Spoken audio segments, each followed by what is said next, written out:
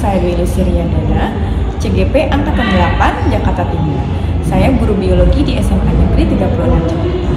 Pada hari ini saya tidak sendiri, tapi ditemani oleh guru biologi dari SMA Negeri 36 Jakarta, yaitu Ibu Cindy. Assalamualaikum Ibu, gimana kabarnya? Alhamdulillah baik, Ibu bagaimana kabarnya? Alhamdulillah baik.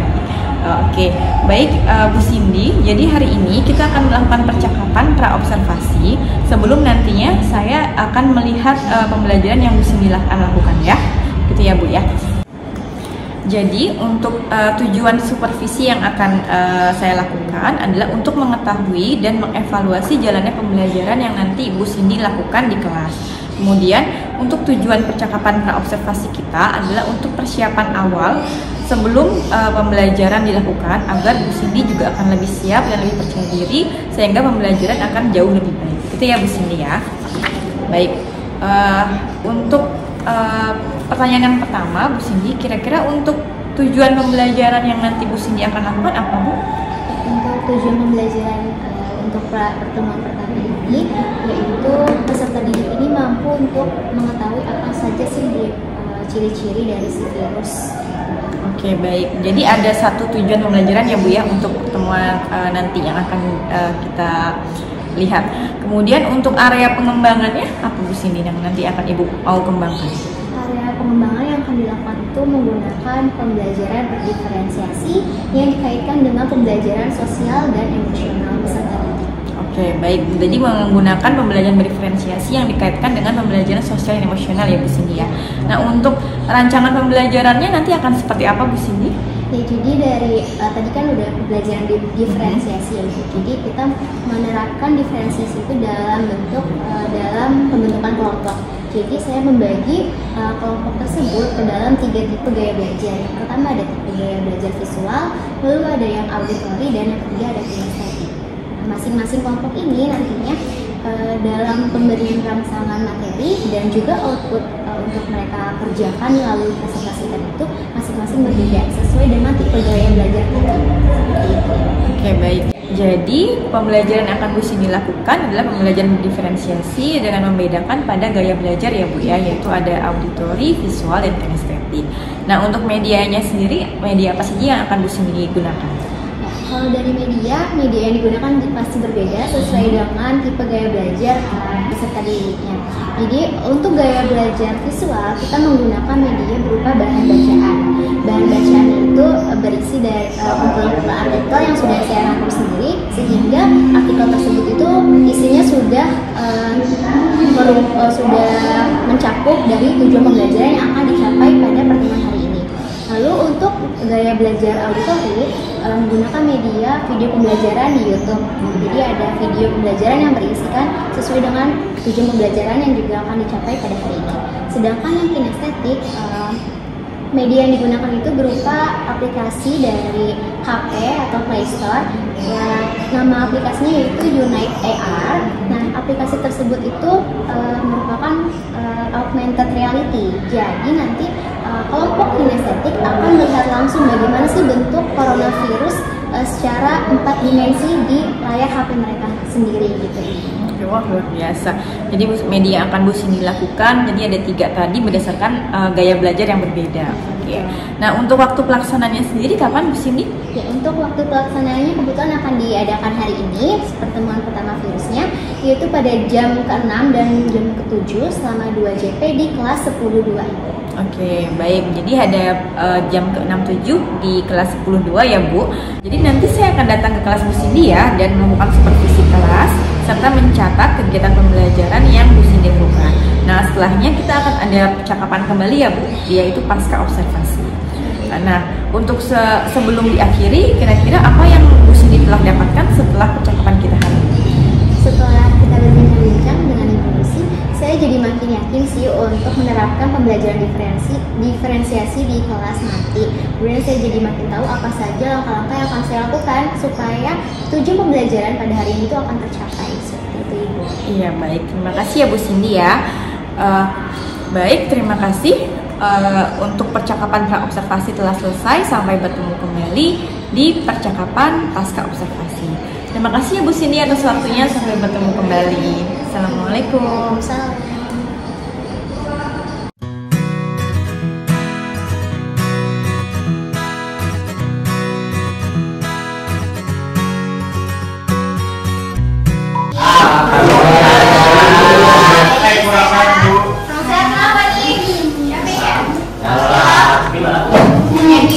musiman ya. Nah, hari ini kita akan belajar bab baru. Apakah kalian mulai refresh nih otaknya setelah TTS? Masih membutuhkan 1 minggu kosong. Iya. Karena supaya cepat selesai pembelajarannya, kita masuk hari ini ke bab baru, yaitu bab virus.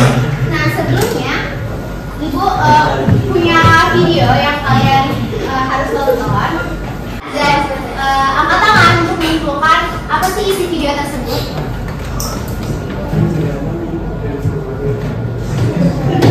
Rabies. Penyakit rabies. Rabies. Kenapa kalian bisa menyebutkan ini itu rabies? Air, takut sama air. Terus kalau dia ketemu melihat air atau mencoba meneguk air gitu, apa reaksinya? Takut. Diulang lagi ya. Menolak gitu ya. Terus dia meskipun sudah memaksakan diri untuk tetap minum, tapi ternyata air itu keluar sendiri gitu ya. Nah, ini betul tadi rabies. Kalian sudah melihat gitu ya di beberapa video TikTok yang kalian lewat. Kalau yang kemarin viralnya itu anak kecil yang terkena rabies. Nah, rabies itu tuh asal sumbernya tuh dari mana sih? Hewan apa? Anjing. Selain anjing bisa apa? Nah, ciri-ciri bisa ya monyet. Nah, ciri-ciri hewan yang terkena rabies itu seperti apa sih? Terlalu banyak keluar sendiri gitu. Terus pilotnya kenapa? Hewannya agresif. Suka mengejar-ngejar, suka menggigit gitu ya. Jadi kalau kalian melihat hewan seperti itu harus bagaimana sih? Lari. Hindari ya, jangan panik biar emosi gitu. Dan jangan sampai terkena gigitannya. Kalau misalkan sampai terkena gigitannya, harus segera ke puskesmas atau klinik terdekat. Gitu. Oke, hari ini kita akan belajar virus. Nah, tujuan pembelajarannya yaitu menjelaskan definisi virus, lalu menelaah struktur virus, dan yang ketiga membedakan bentuk-bentuk virus. Nah, tujuan pembelajaran ini akan kita capai dengan diawali diskusi dengan kelompoknya sesuai dengan kelompok yang telah Ibu buat di minggu kemarin ya, berdasarkan gaya belajar. Jadi, Bu ya, ada 3 kelompok nih, berarti nanti mungkin 1 atau 2 perwakilannya yang maju untuk nyanyikan lagunya di depan. Dan kita setting sudah membawa alat bahannya. Gak ada bola, nggak apa-apa. Yaudah, silakan kalian dengan kelompoknya. Memindai atau men-scan barcode, tapi salah satu aja sebagai instruksinya. Jadi kelompok yang visual tugas untuk men-scan barcode yang A. Nanti kalian akan diarahkan ke bahan bacaan, kemudian silakan kalian simpulkan isi bahan bacaan tersebut. Nah, kalau kelompok auditori men-scan yang barcode di huruf B, nanti akan diarahkan ke YouTube untuk menonton video pembelajaran, lalu simpulkan juga isi dari video tersebut. Nah, kalau yang kinestetik, kalian men-scan yang barcode C, lalu nanti kalian akan diarahkan untuk mendownload aplikasinya. Aplikasinya sudah di-download belum sebelumnya? Belum. Nah, nanti di-download, nanti kemudian kalian mencari gambar. Apa itu?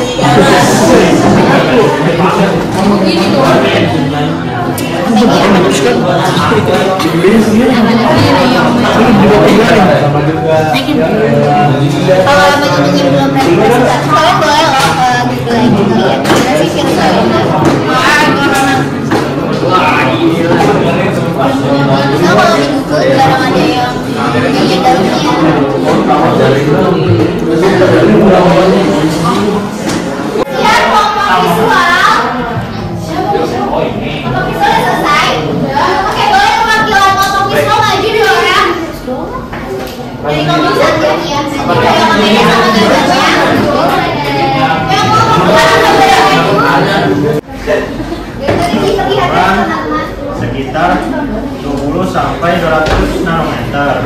Virus merupakan suatu partikel yang tidak hidup, namun bergantung pada lingkungan internal sel. Materi genetik virus terdiri atas genom DNA atau RNA.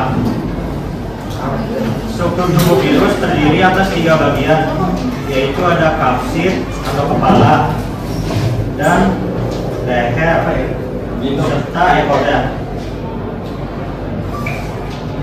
Kapsid pada virus berfungsi untuk melindungi asam nukleat yang berisikan DNA atau RNA.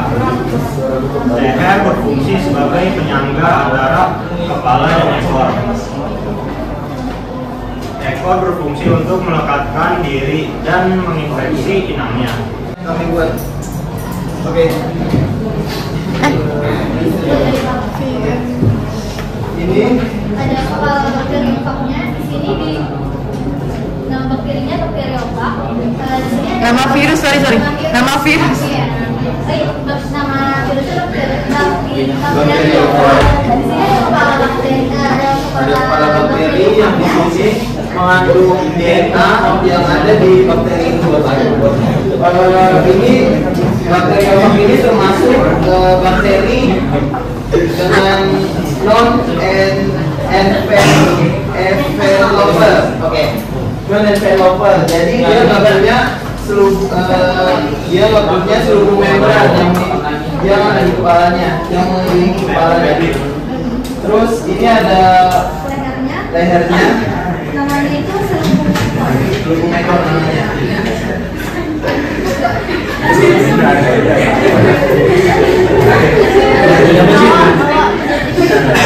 Seperti makhluk hidup atau benda mati. Yang kedua memiliki asam nukleat, yaitu DNA atau RNA saja. Sedangkan untuk ukurannya sangat relatif kecil, yaitu 2 sampai 300 nanometer.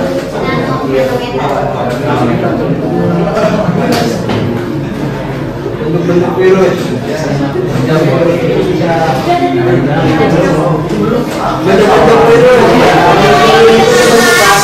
merupakan Jenderal huruf D.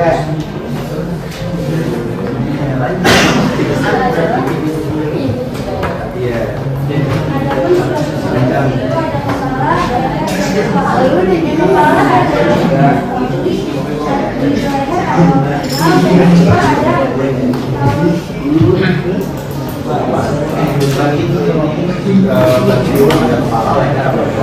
Nah, bagian kepala. Di sini kami menjelaskan tentang virus corona. Sebelum kita mulai menjelaskan, izinkan saya untuk memperkenalkan kelompok kami. Saya Firza Jamal, saya kita dan cowok-cowok di belakang sana. Oke, di sini kita nemuin bagian-bagian virus terdiri dari 4. Yang pertama ada glikoproteina yang menonjol warna oranye ini. Terus yang kedua ada nanti fungsinya nanti ya. Yang kedua ada membrana glikoproteina. Ini yang kuning di atas. Ini lapisan di atasnya gitu ya. Terus ada hemaglobina esterase. Nih yang biru-biru ini ya. Sama yang terakhir ada RNA. Oke. Lanjut ke fungsi-fungsinya. Yang pertama fungsi dari glikoproteina. Yang ini ya, sekali lagi glikoproteina yang warna oranye, di atasnya ada titik. Oke. Fungsinya yaitu membentuk vaksin yang sangat kuat supaya dapat bertahan dari imun sel inang dan dapat menempel pada sel inang dengan baik. Oke. Glikoproteina sesuai namanya jelas pasti mengandung protein. Lanjut, ada membrana glikoproteika. Tempat menempelnya glikoproteina. Jadi ini cuma sekedar Ciri-ciri virus itu ada 4. Ciri yang pertama berukuran kecil. Ciri yang kedua memperbanyak ciri. Lalu bersih ada 2 ciri lagi. Ciri yang ketiga mempunyai asam. Asamnya dimaksud ada UVR. Lalu yang terakhir tidak akan aktif apabila di luar sel tubuh.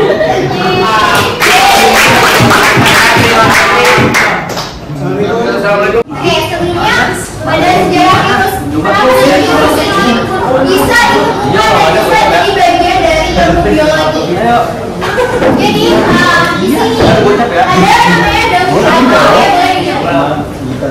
Di sini daun bawang. Di daun bawang itu terdapat titik seperti ini. Kemudian si Aldrich ini dia melihat bahwa daun tembakau ini sepertinya kena penyakit gitu, karena terdapat titik-titik kuning, tidak seperti daun yang sehat yang hijau gitu ya. Kemudian dia berinisiatif lah untuk mencari penyakit apa sih yang menyerang daun itu. Jadi dia bagian-bagian ini tuh bukan sel, tapi dia tuh apa ya namanya, modifikasi bentuk aja gitu, tapi dia bukan dari sel-sel gitu, nggak ada mitokondria, nggak ada ribosom gitu. Jadi bentuknya emang agak unik-unik gitu. Oke, kita next. Nah tadi bentuk-bentuk virus sebenarnya banyak, tapi digolongkannya itu 4 gitu ya, 4 bentuk dasarnya. Sendiri dan bagi kita yang ditulari oleh virus itu. Oke, kalau yang bentuk virus nih, bentuk virus yang bulat dulu. Nah dulu dia punya envelope, yang batang juga dia punya envelope, tapi jauh lebih tebal, bentuknya kayak gini, kayak bulir-bulir gitu. Nah, yang virus yang memiliki envelope ini, dia pertahanannya itu jauh lebih kuat, sehingga kita untuk kita yang sebagai manusia yang terinfeksi, jadi kita harus terus-terus mencoba untuk supaya si virus ini dapat nonaktifkan gitu. Jadi lebih effort gitu untuk menonaktifkan si virus ini. Gitu apa?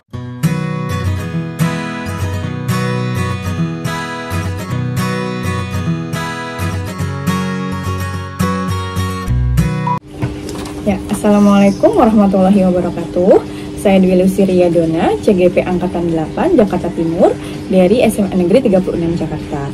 Pada video kali ini, saya akan melaksanakan kegiatan pasca observasi bersama dengan rekan sejawat saya, yaitu Ibu Cindy.